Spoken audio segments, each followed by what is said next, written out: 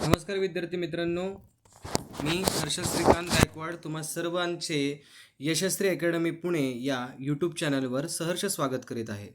विद्यार्थी मित्रांनो, आज लेक्चर चालू करण्यापूर्वी मला तुम्हाला सर्वांना नम्र विनंती करायची आहे की यशस्वी अकॅडमी पुणे तर्फे विद्यार्थ्यांसाठी दर्जेदार सर्व विषयांचे साहित्य नक्कीच विनामूल्य उपलब्ध करून दिले जाते. तरी सर्व विद्यार्थी मित्रांना नम्र विनंती आहे की कृपया सर्वांनी दर्जेदार ज्ञानाकरता उत्तम ज्ञान मिळवण्यासाठी, ज्ञान प्राप्त करण्यासाठी आपल्या यशस्वी अकॅडमी पुणे या यूट्यूब चॅनलला सबस्क्राईब करा. चॅनलमध्ये असणाऱ्या सर्व जे काही कंटेंट आहे, सर्व जे काही व्हिडिओज आहेत त्यांना लाईक करा, शेअर करा, कमेंट करा, सबस्क्राईब करा. सर्व विद्यार्थ्यांपर्यंत, सर्व गरजू विद्यार्थ्यांपर्यंत, लांबच्या विद्यार्थ्यांपर्यंत, ज्यांनी कधी बघितलंच नाही त्यांच्यापर्यंत ही व्हिडिओ व सर्व काही कंटेंट विनामूल्य जे उपलब्ध करून दिलं जातं ते पोचवण्याचा नक्कीच प्रयत्न करा. तर विद्यार्थी मित्रांनो, आज आपण सुरू करत आहोत इयत्ता 9वी संस्कृत आनंद या पुस्तकामध्ये असलेला प्रथम सत्रातील जो दुसरा धडा आहे तो आहे अव्ययमाला. विद्यार्थी मित्रांनो, बघायला गेलं तर संस्कृत या विषयामध्ये जेव्हापासून आपण 8वीपासून संस्कृत विषय शिकत आहोत त्याच्यामध्ये कविता नावाची गोष्ट नसतेच. कविता म्हणजेच श्लोक असतात. आपण जे काही श्लोक शिकतो ते कविता शिकल्यासारखंच असतं. अव्ययमाला आज आपण बघणार आहोत. अव्ययमाला तर अव्ययांची माळ. अव्यय म्हणजे काय हे सांगण्याची गरज नाही. अव्यय म्हणजेच काय तर बाबा, ज्या शब्दांना लिंग नसतं, विभक्ती नसते, वचन नसते, जे शेवटपर्यंत जसेच्या तसे यथायावत राहतात, ज्यांच्या कुठल्याही प्रकारे रूपामध्ये परिवर्तन होत नाही, त्यांना आपण अव्यय म्हणतो. अव्ययाचा वापर करून काही श्लोक इथे देण्यात आलेले आहेत. तर आपण त्याच्याबद्दल प्रस्तावना समजून घेऊ. सर्व भाषांमध्ये देववाणी म्हणजे संस्कृत भाषा श्रेष्ठ, आल्हादक आणि तेजस्वी अशी आहे. आल्हादक म्हणजे प्रेम देणारी अशी आहे, आनंद देणारी अशी आहे. तिच्यातील काव्य आनंददायक आहेच, पण त्यापेक्षा सुभाषिते तर अधिकच आनंददायक आहेत. ठीक आहे. सुभाषित म्हणजेच काय तर सुभाषित म्हणजे चांगले बोलणे. संस्कृत साहित्यात पुष्कळ सुभाषित आहेत. कमी शब्द असणे हे सुभाषितांचे वैशिष्ट्य. सुभाषितांमध्ये मोजकेच शब्द असतात. सुभाषितांमध्ये जास्त शब्द कधीच नसतात जर बघायला गेलं तर. पुढे गाता येण्याजोगी, गोड आणि अर्थपूर्ण असतात ती सुभाषिते. म्हणजेच त्यांना आपण चाल पण लावू शकतो. सुभाषिते म्हटल्याने वाचा सुसंस्कृत आणि दोषरहित होते. तर वाचा म्हणजेच काय तर वाचा म्हणजेच काय वाणी. दोषरहित होते म्हणजेच काय तिला कुठल्याही प्रकारचं अडखळलेपणा त्याच्यामध्ये येत नाही. आपण अत्यंत अस्खलितरित्या कुठलीही भाषा असू दे जी संस्कृतसारखी दिसायला आहे ती आपण काय करू शकतो, नक्कीच बोलू शकतो. पुढं जर सांगायचं झालं तर वक्तृत्व कलेमध्ये प्रावीण्य प्राप्त करण्यासाठी आणि उत्तम निबंध लिहिण्यासाठी ती अतिशय उपयोगी असतात. म्हणजेच नक्कीच आपण त्यांचा वापर करून काय करू शकतो, अनेक प्रकारच्या काही गोष्टी आहेत ते लिहू शकतो. म्हणून सुभाषित मला विद्यार्थ्यांनी काय करावी, जरूर पाठ करावी. आता आपण जर बघितलं तर काय सांगितलं, सुभाषित म्हणजे सुभाषिताच्या जी काही आपली माहिती ती आपण घेतलीच. आता अव्यय आहे ते नेमके कोणते, तर ह्याच्यामध्ये तुमंत, त्वांत, लेभ्यंत असे 3 प्रत्ययांचा वापर करून काही अव्यय लिहिलेले आहेत. तुमंत, त्वांत, लेभ्यंत हे एक प्रत्यय आहेत. त्यांचा वापर करून आपण एखाद्या क्रियापदाला काय करू शकतो, अव्ययामध्ये बदलू शकतो. पहिला जो आहे तो असा की श्रोतुम कर्णो वक्तुम हास्यम सुहास्यम घ्रातुम घ्राणम पादयुग्मम विहर्तुम द्रष्टुम नेत्रे हस्तयुग्मम च दातुम ध्यातुम चित्तम येन सृष्टम स पातुम. काय सांगितलंय बघा, तर श्रोतुम कर्ण ज्याने आपल्याला ऐकण्यासाठी 2 कान दिले. खरं तर हे कर्णव असं पाहिजे. कर्णव जर आपण बघितलं तर कर्णव असा शब्द खरं तर अपेक्षित आहे. आपण इथं लिहूयात कर्णव असा शब्द लिहिला जातो खरं तर. ठीक आहे. तर श्रोतुम कर्ण ज्याने आपल्याला ऐकण्यासाठी 2 कान दिले. वक्तुम हास्यम म्हणजे काय तर बोलण्यासाठी एक सुंदर असं ज्याने आपल्याला सुंदर असा स्मित हास्य करणारा असा आपल्याला चेहरा दिला. तर सुहास्यम जे आहे ते विशेषण आहे. जर बघायला गेलं तर सुहास्यम जे आहे ते विशेषण आहे. घ्रातुम घ्राणम ज्याने आपल्याला काय केलं, वास घेण्यासाठी नाक दिलेलं आहे. पादयुग्मम विहर्तुम विहार करण्यासाठी ज्याने आपल्याला एक पायाची जोडी दिलेली आहे. द्रष्टुम नेत्रे ज्यांनी पाहण्यासाठी 2 डोळे दिलेले आहेत. हस्तयुग्मम च दातुम दान धर्म करण्यासाठी हाताची एक जोडी दिलेली आहे. ध्यातुम चित्तम ज्याने ध्यान करण्यासाठी एक मन दिलेलं आहे. त्यानेच ते सर्व काही तयार पण केलेलं आहे. येन सृष्टम ज्याने केवळ दिलेलंच नाही तर त्याने ते तयार केलेलं आहे. खरं तर द्यायच्या आधी तयार केलेलं आहे. सब पाहतो त्याने आपल्याला काय करावं, वाचवावं. त्याने काय करावं, आपल्याला नक्कीच वाचवावं. याच्यामध्ये मुलांनो जर तुम्ही बघितलं, विद्यार्थी मित्रांनो तुम्ही जर बघितलं तर श्रोतुम, वक्तुम, घ्रातुम, द्रष्टुम, घ्रातुमध्ये तर रफार राहिला, दातुम, ध्यातुम, हे जेवढे शब्द आपल्याला दिसत आहेत ना, हे सर्व तुमंत अव्ययामधले आहेत. तुमंत अव्यय ज्यावेळेस तुमंत अव्यय आपण एखाद्या क्रियापदाच्या शेवटी वापरतो, त्यावेळेस ते जे काही क्रियापद आहे ते एक प्रकारचं अव्यय बनून जातं. काय बनून जातं? ते अव्यय बनून जात असते. यानंतर हा झाला पहिला श्लोक. ह्याच्यामध्ये पुढे जर आपण गेलो तर ते आहे की गुणाः कुर्वन्ति दूतत्वं दुरे अपि वसतां सतां केतकी गंधमाग्राह्य स्वयमायन्ति षटपदा. गुणाः कुर्वन्ति दूतत्वं दुरे अपि वसतां सतां केतकी गंधमाग्राह्य स्वयमायन्ति षटपदा. म्हणजेच काय की दुरे अपि वसतां सतां म्हणजे दूर राहून सुद्धा दूर राहून सुद्धा सतां गुणाः दूतत्वं कुर्वन्ति. दूर राहून सुद्धा, दुरे अपि, दुरे अधिक अपि, दूर राहून सुद्धा, दुरे अधिक अपि, दूर राहून सुद्धा सताम गुणाहा म्हणजे सज्जनांचे जे गुण असतात ते काय करतात? आपल्याला दूतत्वम कुर्वन्ति. दूतत्वम कुर्वन्ति म्हणजे काय? ते दूताचंच काम करत असतात. ते एका संदेश देणाऱ्या दूताचंच ते काम करत असतात. सज्जन लोकांचे गुण देखील आपल्यासाठी खूप मार्गदर्शक असतात, हे कुठेतरी सांगण्याचा प्रयत्न केलेला आहे. कुर्वन्ति म्हणजेच काय? करतात. पुढे काय सांगितलं? जसं की केतकी गंधमाग्राह्य स्वयमायन्ति षटपदा. जसं की षटपदा हा म्हणजे भुंगे जे आहेत ते केतकी गंधम आग्राह्य. केतकी गंधम आग्राह्य म्हणजेच काय? तर केतकी गंधम अधिक आग्राह्य. केतकी गंधम अधिक आग्राह्य. केतकी गंधम अधिक आग्राह्य म्हणजेच काय? तर केवड्याचा जो सुगंध आहे तो घेण्यासाठी भुंगे स्वतःहून त्याच्याकडे येतात. म्हणजे केवड्याच्या फुलाला भुंग्यांकडे जाण्याची गरज पडत नाही. केवड्याच्या फुलाला भुंग्यांपर्यंत जाण्याची खरंच गरज पडत नाही. स्वयमायन्ति. स्वयमायन्ति म्हणजेच काय? तर स्वतःहून येतात. स्वयमायन्ति या शब्दाचा अर्थ काय होतो? स्वतःहून येतात. भुंगे स्वतःहून येतात. कोणाकडं? तर केवड्याच्या फुलाकडे किंवा केवड्याच्या झाडाकडे भुंगे स्वतःहून येतात. पण कसे येतात? तर त्याचा तो गंध जो आहे तो घेऊन येत असतात. सुगंध जो आहे तो अनुभवून येत असतात. तर तुम्ही इथं बघितलं ना, तर षटपदा हा म्हणजेच कोण? तर भुंगे.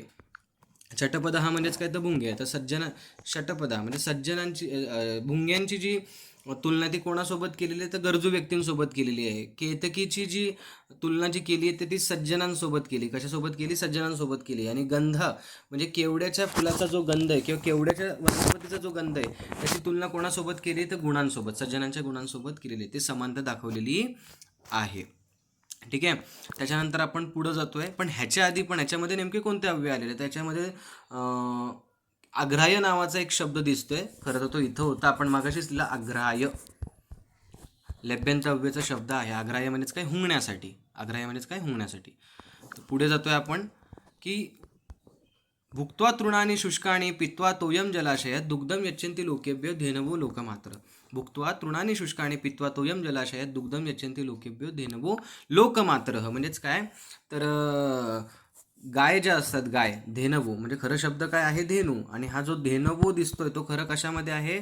बहुवचनमध्ये आहे. कशामध्ये आहे तो? बहुवचनमध्ये आहे. जर तुम्ही बघितलं तर जे गायी जे असतात त्या काय करतात?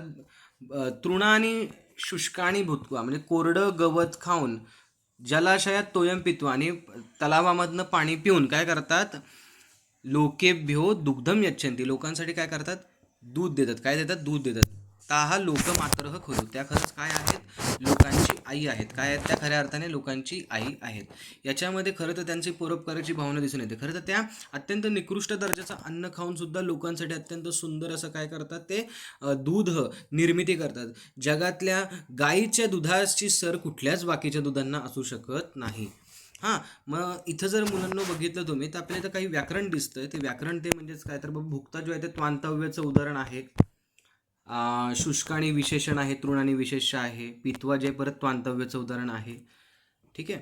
लोकमात्र विशेषण आणि धेनव जे आहे ते विशेष आहे. आणि इथं जर एक बघायला गेलं तर एक संधी येते ती म्हणजेच काय? तर धेनवः अधिक लोकमात्रः. धेनवः अधिक लोकमात्रः अशी संधी आपल्याला इथे दिसून येते. याला विसर्ग लोप संधी म्हणतात. यच्छन्ति. यच्छन्ति म्हणजेच काय? तर देतात. लोकेभ्य म्हणजेच काय? तर लोकांसाठी. लोकेभ्य हा जो आहे तो चतुर्थी विभक्तीमध्ये येतो. कशामध्ये येतो? चतुर्थी विभक्ती बहुवचनमध्ये येतो. पुढे जर आपण बघितलं तर यस्य षष्ठी चतुर्थीच विहस्य च विहाय च अहम कथम द्वितीया स्यात् द्वितीया स्यामहम कथम. यस्य षष्ठी चतुर्थीच विहस्य च विहाय च अहम कथम द्वितीया स्यात् द्वितीया स्यामहम कथम. खूप सुंदर आहे हा सुद्धा श्लोक. खूप सुंदर श्लोक आहे की यस्य षष्टीम चतुर्थी च विहस्य च विहाय च, म्हणजेच काय, ज्याच्यासाठी काय सांगितलं इथं अर्थ तुम्ही बघितलं तर तुम्हाला कळेल. ज्याच्यासाठी विहस्य जो शब्द आहे विहस्य षष्ठी विभक्तीमध्ये येतो, विहाय चतुर्थी विभक्तीमध्ये येतो, अहम कथम हे दोन्ही द्वितीय विभक्तीमध्ये येऊ शकतात. तर तस्य द्वितीयास्यामहम कथम, त्याची मी पत्नी कशी बनू, त्याची मी पत्नी कशी बनू. आता जर बघायला गेलं तर ह्याची आख्यायिका अशी सांगितली होती की वेदवती नावाची ती वैयाकरणी होती, म्हणजे व्याकरण कार होती, आणि तिला बघायला लग्नानिमित्त बघायला तिला एक वर आला होता, त्याचं नाव होतं गौरांग. तिने त्याला सांगितलं की मी तुला 3 प्रश्न विचारेल, 3-4 प्रश्न विचारेल, त्या प्रश्नांची मला तू नीट उत्तर दे. तर गौरांग ठीक आहे म्हटला. तर ती म्हटली की तुला विहाय विहस्य या शब्दांचं विभक्ती माहिती आहे का. तर त्यांनी सांगितलं विहस्याला स्य लागलेलं आहे, विहस्याला स्य लागलं, आपल्याला माहिती आहे. जसं आपण देवस्यला स्य लागलं की षष्ठी विभक्तीमध्ये, त्याने पण तसंच केलं. तो म्हटलं विहस्याला स्य लागलं षष्ठी विभक्तीमध्ये, मग म्हटलं विहायला य लागलं चतुर्थी विभक्तीमध्ये, जसं आपण देवायला चतुर्थी म्हणतो तसं. मग अहमला मग विचारली की अहम आणि कथम या शब्दाची विभक्ती नेमकी काय आहे. तर अहम आणि कथमला म लागल्यामुळे तो म्हटला की द्वितीय विभक्तीमध्ये येतं ते, पण वास्तविक पाहता अहम आवाम वयम प्रथमामध्ये येतं, आणि विहस्य आणि विहाय यांना कधीही विभक्ती लागू शकत नाही, कारण ते यांचं जे मूळ रूप आहे ते जर मुलांना तुम्ही बघितलं, मूळ रूप जे आहे ते बघितलं तर ते आहे वी अधिक हा अधिक लेप, वी अधिक हा अधिक लेप असं आहे. आणि विहस्यचं आहे वी अधिक हस अधिक लेप, वी अधिक हस अधिक लेप, अशी त्यांची ती संधी होते. ठीक आहे. मग तिने सांगितलं की तुला तर खरंच जमत नाही, तू फक्त एकाच शब्दरूपाचं जे काही तर्क आहे तू सगळ्यांना लावतोस, त्यामुळे मी तुझी द्वितीय म्हणजेच पत्नी होऊ शकत नाही. द्वितीय म्हणजेच काय होऊ शकत नाही, पत्नी होऊ शकत नाही. मी तुझी पत्नी कशी काय होऊ, मी तुझी पत्नी होऊ शकत नाही, असं ती त्याला म्हटली. ठीक आहे. पुढे शेवटचा जो श्लोक आहे तो म्हणजे पुढील प्रमाणे, स्थानभ्रष्टान शोभन्ते दंता केशा नखानारा इति विज्ञाय मतिमान स्वस्थानम न परित्यजेत. स्थानभ्रष्टान शोभन्ते दंता केशा नखानारा इति विज्ञाय मतिमान स्वस्थानम न परित्यजेत. म्हणजे काय सांगितलं की बाबा, त्याचा अर्थ असा होतो, हां पण त्याच्या आधी विहस्य आणि विहाय दोन्ही लभ्यंतव्यमध्ये येतात बरं का, हे लक्षात ठेवा तुम्ही, की स्थानभ्रष्टान शोभन्ते दंता केशा नखानारा म्हणजेच काय, तर आपलं स्थान हल्लेले दात, केस, नख आणि नर म्हणजे माणसं कधीही शोभून दिसत नाही. इति विज्ञाय हे समजून घेऊन, मतिमान म्हणजे हुशार व्यक्तीने, बुद्धिमान व्यक्तीने, स्वस्थानम न परित्यजे स्वतःचं स्थान कधीही सोडून देऊ नये. न परित्यजेत म्हणजे कधीही सोडून देऊ नये. तुम्ही जर बघितलं तर इथं दंता केशा नखानारा हे सगळे प्रथमा विभक्ती बहुवचनमध्ये येतात. कशामध्ये येतात, प्रथमा विभक्ती बहुवचनमध्ये येतात. आणि स्थानभ्रष्ट जे आहे ते ह्या चौघांचंही काय आहे, विशेषण आहे. काय आहे ते, विशेषण आहे. म्हणजे माणसाने या सगळ्या गोष्टींची काय केली पाहिजे, निगा राखली पाहिजे. तर विज्ञाय जर तुम्ही बघितलं तर विज्ञाय जो आहे तो लभ्यंतव्यामध्ये येतो. कसा बनलाय शब्द, वी अधिक न्या अधिक लभ्यंत अव्यय. ठीक आहे. बोलायला लभ्यंत असतं पण लागताना काय लागतं, फक्त य लागत असतं. या ठिकाणी अव्ययमालामधले आनंद, संस्कृत आनंद आणि आमद असणाऱ्या विद्यार्थ्यांसाठी असणारे महत्त्वाचे जे कॉमन जे श्लोक आहेत, जे सामायिक जे श्लोक आहेत ते इथे संपन्न होतात. ठीक आहे. आता पुढे जर आपण बघितलं याच व्याख्यानाच्या उत्तरार्धात, म्हणजेच याच लेक्चरच्या सेकंड हाफमध्ये आपण जर बघितलं तर संस्कृतचं जे काही अव्ययमालाचं जे काही स्वाध्याय तो आहे तर तिथं दिलेला आहे, तो तुम्ही बघू शकता. ईश्वराने काय दिलं ऐकायला, तर कान दिलेत, 2 कान दिलेत. हास्य कसं असलं पाहिजे, चेहरा कसा असला पाहिजे, सुहास्यम म्हणजे स्मित हास्य करणारा असला पाहिजे. विहार करण्यासाठी काय दिलं, तर पायाची जोडी दिलेली आहे. परत ह्याची उत्तरं पण इथं दिलेली आहेत. या तक्त्याची उत्तरं देखील इथं दिलेली आहेत. ठीक आहे. कोण काय गोष्टी कशासाठी दिल्यात, कान दिलेत तर ते ऐकण्यासाठी, चेहरा दिलाय तर तो बोलण्यासाठी, परत नाक दिलं तर ते श्वास घेण्यासाठी किंवा हुंगण्यासाठी, पायाची जोडी दिली तर ती विहार करण्यासाठी, डोळे दिले तर ते पाहण्यासाठी. पुढे मेलनम कुरुत. आता मेलनम कुरुत स्वतः आपल्याला करायचं ते आपण करूयात. कर्णचं जे आहे ते आहे कर्ण म्हणजेच काय, कान, तर त्याचं आहे श्रोत्रम. हास्यमचं जे आहे ते आहे तुंडम. घ्राणमचं आहे नासिका. पादहचं आहे चरणः. नेत्रमचं आहे लोचनम. हस्तहचं जे आहे ते आहे हस्तहचे जे आहे ते कर आणि पातूचं आहे रक्षतू. अशा पद्धतीने आपण काय करू शकतो, जोड्या इथं लावू शकतो. पुढे जर आपण गेलो तो एक वाक्यानं, कोण दूतत्व करतं, गुण करतात, कोण केतकीचा गंध घेतो तर षटपदाहा. पुढे जर बघितलं हां, तर इथं सांगितलेलं आहे पुढं, सत्यम सज्जन दूताचं काम करतात का, तर हो. सज्जन दूताचं काम करतात का, तर नाही. पुढे जे भुंगे असतात ते स्वतःहून येतात, तर हो. सज्जन जे आहेत तर ते केतकीचा गंध जो आहे तो घेतात का, तर नाही. तिथं भुंगे घेतात. पुढं जर बघितलं तर इथं समानार्थी शब्द जे आहेत ते हे करा. समानार्थी शब्द आपण इथं लिहिले आहेत ह्या तिघांचे. पुढे विरुद्धार्थी शब्द सांगितले होते, तर विरुद्धार्थी शब्द पण आपण इथं लिहिलेले आहेत. ओके. त्याच्यानंतर एक वाक्यानं उत्तर, तर त्याचं एक वाक्यानं आपल्याला बघायचं. तर धेनवचं होतं धेनुहू. पुढे धेनुहू जे आहे, हां, एक वाक्याने सांगितले. तर गाई काय खाऊन दूध देतात, तर ते कोरडं गवत जे आहे ते खाऊन दूध देतात.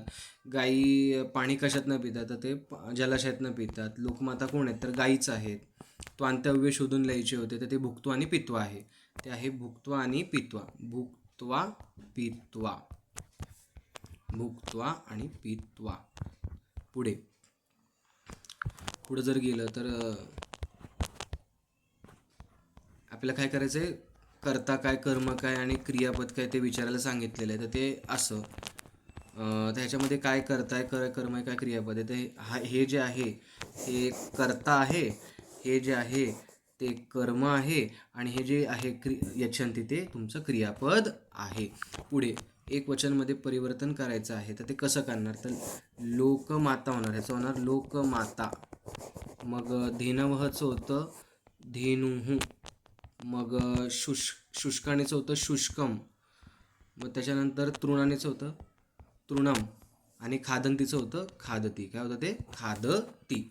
पुढे जर गेलो, श्लोकामधनं लभ्यंतव्य शोधायचे होते, ते सगळंच आपण दिलेलं आहे. ह्याच्यामध्ये जर तुम्ही बघितलं तर त्वांतचे शब्द दिलेले आहेत, मग लभ्यंतचे शब्द दिलेले आहेत, मग तुमंतचे शब्दसुद्धा आपण दिलेले आहेत. सगळेच दिलेले आहेत आपण. मग इथे योग्य रूप चिन्हून सांगितलं तर ते पण आपण केलं. देवस्य बरोबर होतं. चतुर्थी विभक्तीमध्ये कोण येतं, तर गेहाय येतं. प्रथममध्ये कोण येतं, तर अहम येतं. कथम तर येत नाही कारण ते अव्यय आहे. श्लोक 5चं एक वाक्यानं सांगितलं होतं आपल्याला, ते एक वाक्यानं शोधायचं होतं. ते स्थानभ्रष्टानं केन शोभन्ते दंता केशा नखा न राय किम विज्ञाय मतिमान स्वस्थानम न प्रतिष्ठित. पूर्ण तो श्लोकच तिथं लिहिणं अपेक्षित होतं बघा. समानार्थी शब्द लिहायचे होते, ते समानार्थी शब्द आपण दाताचे, केसाचे, नखाचे, माणसांचे. पुढे प्रथम विभक्तीमधले शब्द शोधून लिहायचे होते. ते विद्यार्थी मित्रांनो, अशा पद्धतीने आपला अव्ययमालाचा जो हा पाठ आहे तो कवितेसह म्हणजेच धड्याच्या स्पष्टीकरणासह ते धड्याच्या स्वाध्यायापर्यंत आपण काय केलेलं आहे, पूर्ण केलेलं आहे, कव्हर केलेलं आहे. तरी आपणास नम्र विनंती आहे की जर तुम्हाला हे लेक्चर आवडलेलं असेल, हे व्याख्यान जर आवडलेलं असेल, नक्कीच जर तुमच्या सर्व शंकांचं समाधान झालेलं असेल, तर तुम्हाला नम्र विनंती आहे विद्यार्थी मित्रांनो, की आपल्या यशस्वी चॅनल, यशस्वी अकॅडमी या यूट्यूब चॅनलला नक्कीच तुम्ही सबस्क्राईब करा.